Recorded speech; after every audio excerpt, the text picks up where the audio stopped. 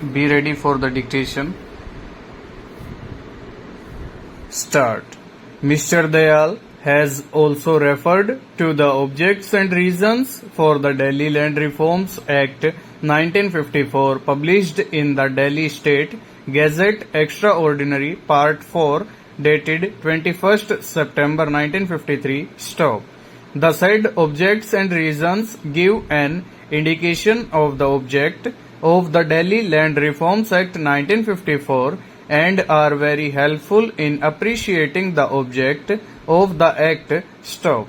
It may be recalled that the preamble of the Act runs as follows: an Act to provide for modification of zamindari system so as to create an uniform body of peasants, proprietors without intermediaries for the unification of the Punjab and Agra systems of tenancy laws in force in the state of Delhi and to make provision for other matters connected therewith. Stop.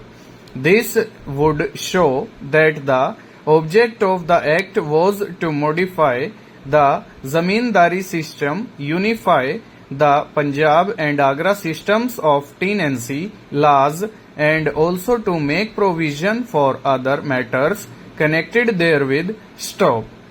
It is these other matters which are important in the present case. Stop. The various provisions of the Act which indicate that provision has been made for sealings on holdings as well as provision for preventing fragmentation, etc., have already been referred to. Stop.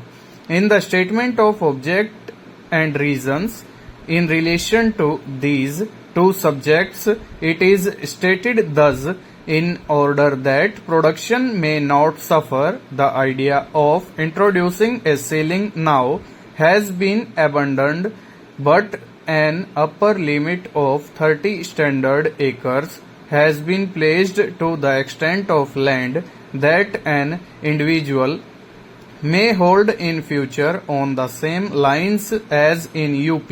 Stop.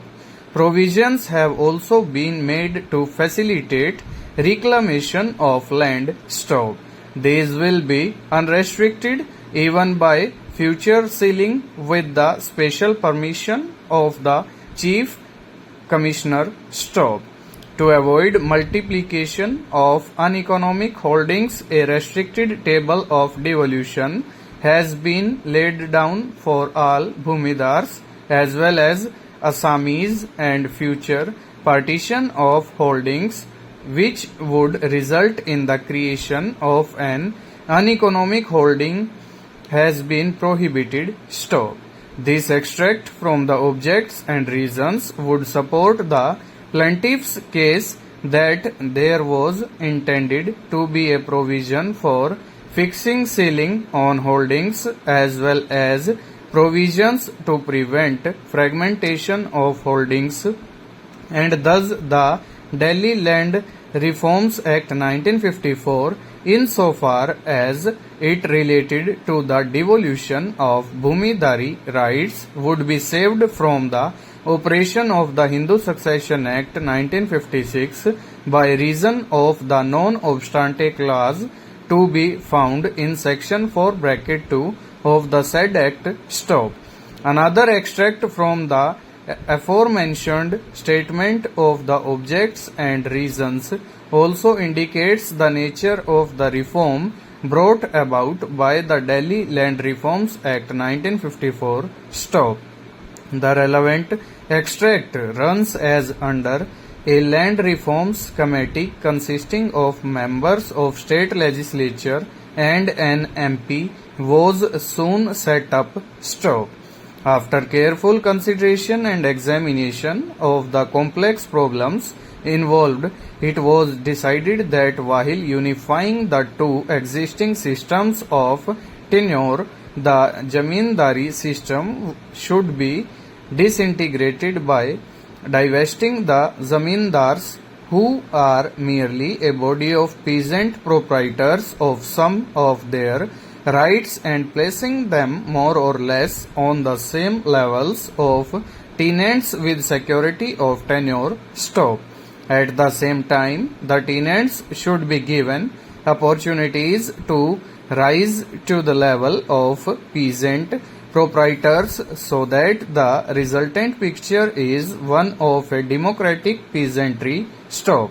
It was also decided that in view of the zamindars being petty proprietors and the state being so small, a direct and simple method for the payment of compensation to the zamindars should be evolved, as it would not be possible for the state to undertake the elaborate and expensive procedure of acquiring the rights, title and interest from the proprietors for monetary considerations and then reforming the tenancy system after realizations from tenants for securing them better rights. Full stop. Over.